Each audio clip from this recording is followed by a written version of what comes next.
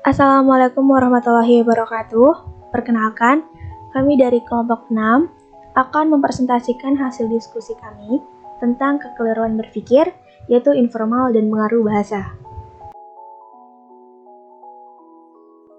Di sini kami beranggotakan 6 orang dengan nama anggota yang pertama Nina Sari Putri Kurniawati dengan NIM 201 221002, Sylvia Putri Bella Permata NIM 201 221010, Riaya Tunaja NIM 201 221013, saya sendiri Aprila Resiana 201 221024, dan Putri Trisnawati 201 221028. Pengertian kekeliruan berpikir.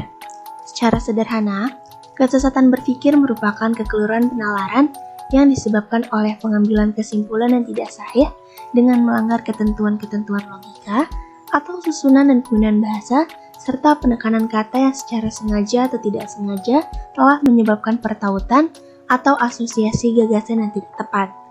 Menurut Sumaryono, kekeliruan berpikir atau sesat pikir adalah proses penalaran atau argumentasi yang sebenarnya tidak logis, salah arah, dan menyesatkan. Suatu gejala berpikir yang salah disebabkan oleh pemaksaan prinsip-prinsip logika tanpa memperhatikan relevansinya.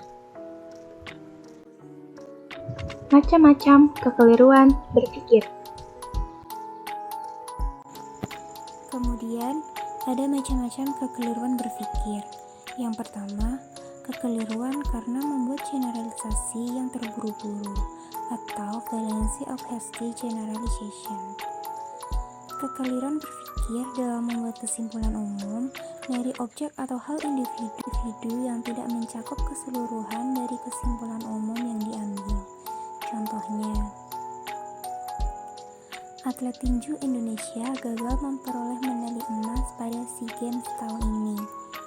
Kalau begitu, Indonesia akan gagal memperoleh predikat sebagai negara dengan perolehan terbanyak pada SEA Games tahun ini. Yang kedua, kekeliruan karena memaksakan praduga atau fallacy of forced hypothesis adalah kekeliruan berpikir karena menetapkan kebenaran suatu dugaan yang tidak terbukti kebenarannya.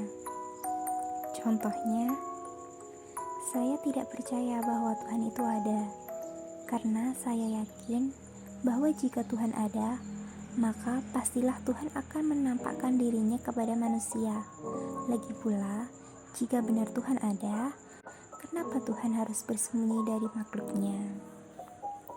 Yang ketiga, kekeliruan karena mengundang permasalahan atau fallacy of begging the question adalah kekeliruan berpikir karena mengambil sebuah kesimpulan dari premis yang sebenarnya harus dibuktikan kebenarannya terlebih dahulu.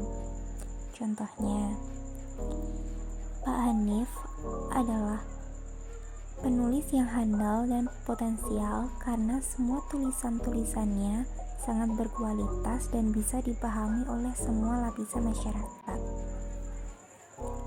Nah, dari argumen di atas ingin membuktikan bahwa Pak Hanifah adalah seorang penulis yang handal karena tulisannya yang berkualitas, tanpa terlebih dahulu membuktikan bahwa tulisannya memang berkualitas. Kemudian, ada kekeliruan karena pertanyaan yang ruwet atau fallacy of complex question adalah kekeliruan berpikir karena mengajukan pertanyaan yang tendensius atau bersifat menjebak. Contohnya, sudah berapa banyak orang yang telah Anda bunuh sampai saat ini? Nah, pertanyaan ini dikatakan kesalahan berpikir apabila si penanya menanyakannya sebelum memastikan bahwa orang yang ditanya adalah seorang pembunuh. Pertanyaan ini penuh tendensi atau bersifat menjebak. Contoh lainnya, benarkah Anda sudah berhenti melakukan kebiasaan mengkonsumsi narkoba? Nah, pertanyaan ini juga serupa dengan pertanyaan pada contoh di atas. Namun, pertanyaan ini jauh lebih menjebak karena apapun yang akan dijawab oleh orang yang ditanya ya atau tidak akan menunjukkan bahwa ia adalah seorang pengguna narkoba, padahal belum tentu orang itu menggunakan narkoba. Selanjutnya yaitu kekeliruan karena menggunakan argumen yang berputar atau fallacy of circular argument, yaitu kekeliruan berpikir karena menggunakan argumen yang berputar di mana menarik kesimpulan dari satu premis, kemudian kesimpulan tersebut dijadikan sebagai premis dan premis semula dijadikan kesimpulan bagi argumen berikutnya. Contoh, kemiskinan di negeri ini disebabkan karena rendahnya tingkat pendidikan rakyat. Mengapa tingkat pendidikan rakyat di negeri ini rendah? Karena rakyat di negeri ini dalam keadaan miskin. Selanjutnya, kekeliruan karena berganti dasar atau fallacy of argumentative leap, yaitu kekeliruan karena mengambil kesimpulan yang tidak diturunkan dari premisnya.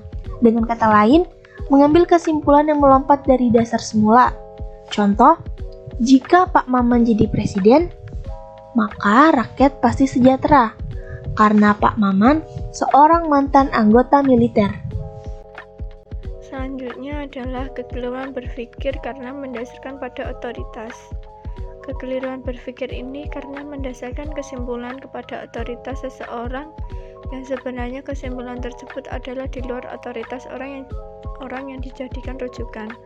Contohnya, minuman merek vodka sangat baik untuk kesehatan karena Bapak Dr. Nasir Sarjana Ekonomi, seorang pakar ekonomi, pernah berkata demikian. Kekeliruan karena mendasarkan diri pada kekuasaan. Kekeliruan berpikir ini karena menggunakan kekuasaan yang dimiliki sebagai landasan dalam berargumentasi. Contohnya, aku sudah belasan tahun belajar filsafat, bahkan telah mendapatkan gelar akademik di bidang filsafat. Sedangkan Anda baru saja belajar filsafat. Jadi argumentasi Anda tidak akan mungkin membantah argumentasi yang saya ajukan. Selanjutnya adalah kekeliruan karena menyerang pribadi. Kekeliruan ini karena menolak argumentasi yang dikemukakan oleh seseorang dengan cara menyerang pribadi orang tersebut. Contohnya, kita tidak perlu mendengarkan pendapatnya karena dia adalah seorang pembunuh. Dan selanjutnya adalah kekeliruan karena kurang tahu. Kekeliruan ini karena terburu-buru menganggap bila argumentasi lawan tidak bisa membantah argumentasinya, maka dengan sendirinya argumentasi yang dikemukakan benar. Contohnya, Anda telah mengajukan beberapa argumentasi untuk membantah pendapatku bahwa Tuhan itu tidak ada. Namun, argumentasi Anda sama sekali tidak mampu membantah pendapatku. Jadi, jelaslah bahwa pendapatkulah yang benar, yaitu Tuhan tidak ada. Jika Anda tidak bisa membantah apa yang telah aku kemukakan, berarti terbukti bahwa pendapatku benar.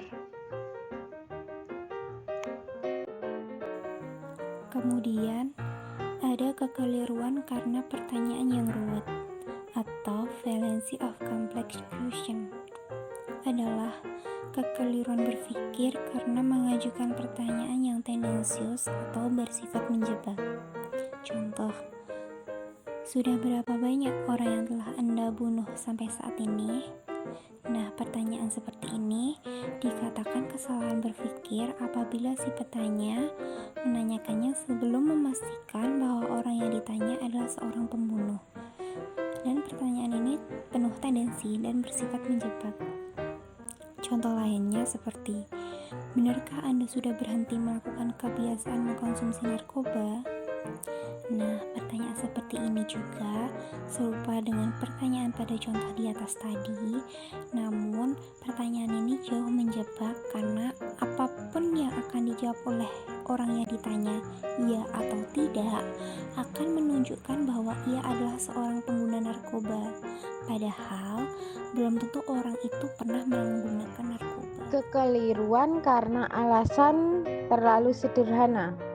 Kekeliruan berpikir karena berargumentasi dengan alasan yang terlalu sederhana sehingga kebenaran argumentasinya tidak kuat, tidak dapat dibuktikan atau tidak cukup bukti. Contoh, ilmu filsafat adalah ilmu yang bisa membuat orang menjadi gila karena filsafat membahas masalah-masalah yang tidak mungkin dipahami.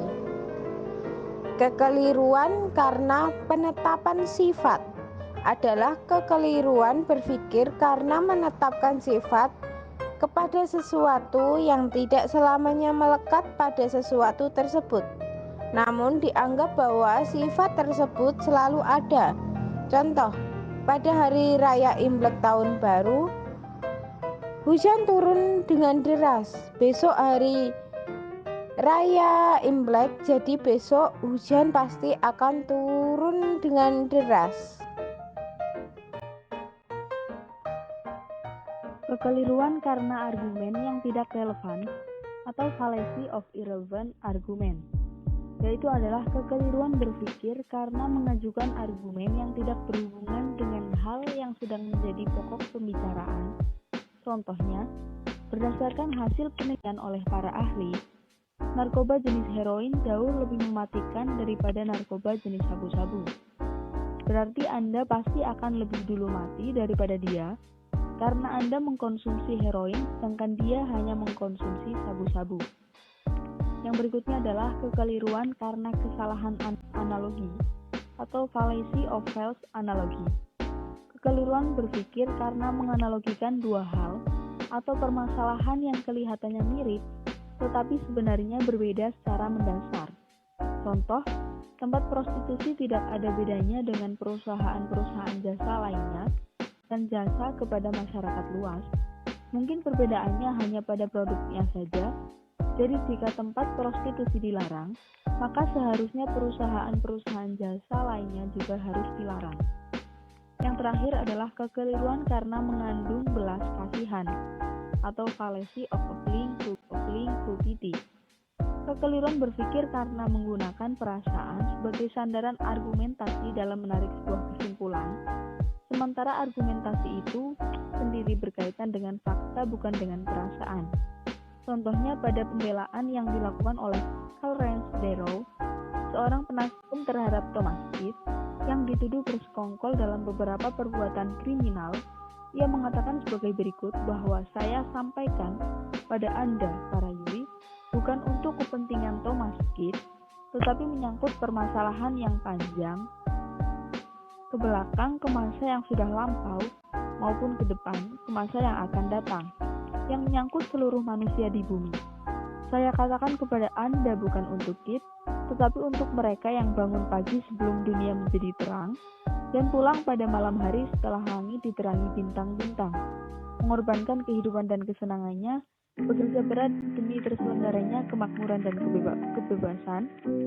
Saya sampaikan kepada Anda demi anak-anak yang sekarang hidup maupun yang akan lahir.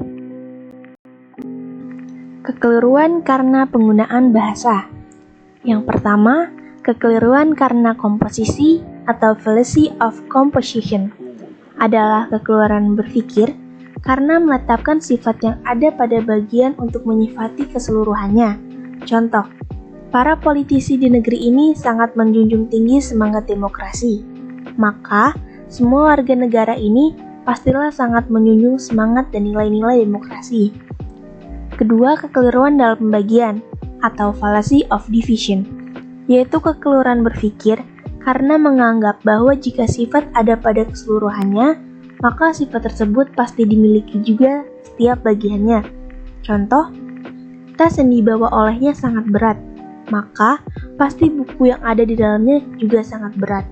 3. Kekeliruan karena tekanan atau fallacy of action adalah kekeliruan berpikir yang disebabkan karena keliru dalam memberikan penekanan kalimat pada sebuah pengucapan. Contoh, Cherry, Dian akan segera menikah. Penekanan kalimat tersebut ditekankan setelah penyebutan kata Cherry. Padahal, yang ingin disampaikan oleh pembicara sebenarnya adalah Cherry dan Dian akan segera menikah. Tapi, karena diberikan penekanan setelah penyebutan kata Cherry, maka maknanya akan menjadi pemberitahuan kepada Cherry bahwa Dian akan segera menikah. Keempat, kekeliruan karena amphiboly atau fallacy of amphiboly adalah kekeliruan karena menggunakan susunan kalimat argumentasi yang dapat menimbulkan beragam penafsiran atau multitafsir. Contoh, seorang anak muda datang kepada seorang peramal. Apakah judi yang pertama kali ia ikuti nanti malam akan menang atau kalah?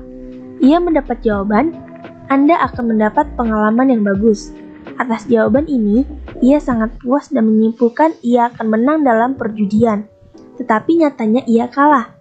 Waktu ia kembali ke tempat tukang ramal dan menanyakan mengapa ramalannya meleset, tukang ramal itu menjawab, "Saya benar, sebab dengan kekalahan ini, Anda mendapat pengalaman yang bagus bahwa judi itu membawa penderitaan." Yang terakhir, kekeliruan karena menggunakan kata dalam beberapa arti atau fallacy of equivocation adalah kekeliruan berpikir karena menggunakan sebuah kata di mana kata tersebut memiliki arti lebih dari satu. Contoh, kita sangat berhutang budi kepada orang tua kita karena mereka telah membesarkan kita. Pak Nasir adalah orang tua yang berusia lebih dari 70 tahun, jadi kita berhutang budi kepada Pak Nasir. Cara menghindari kekeliruan berpikir. 1. Harus percaya diri terhadap argumen. 2. Harus bersikap kritis terhadap argumen. 3. Penggunaan bahasa sesuai situasi. 4. Keluasan dan kemampuan penggunaan bahasa. 5. Menggunakan bahasa yang tepat dan jelas. 6. Dapat mendefinisikan setiap kata yang digunakan. 7. Dapat mengendalikan perkataan respon. Cukup sekian presentasi yang dapat disampaikan oleh kelompok 6. Terima kasih telah menyimak presentasi kami.